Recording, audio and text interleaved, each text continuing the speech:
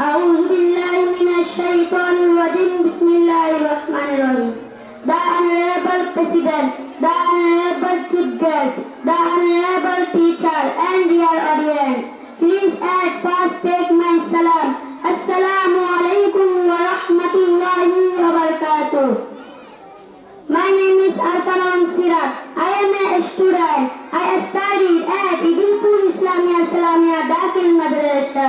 It is a big madrasa. It has 500 students and 10 teachers in 2004. This madrasa was established in the name of Hazrat Abdul Salam Busuri Rahmatullahi with the help of the people of Idilpur area of North Purichari. The name of my superintendent of this madrasa is Maulana Muhammad Shalam Qadri.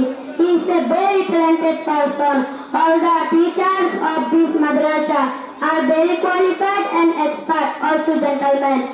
Now I talking about of madrasa education system. Madrasa are institution of Arabic language and Islamic studies.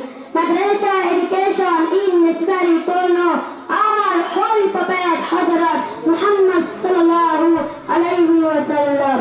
Our madrasa is one of the best institution for this area. This madrasa is a best institution for poor, helpless and talented students. I am proud to study in this madrasa.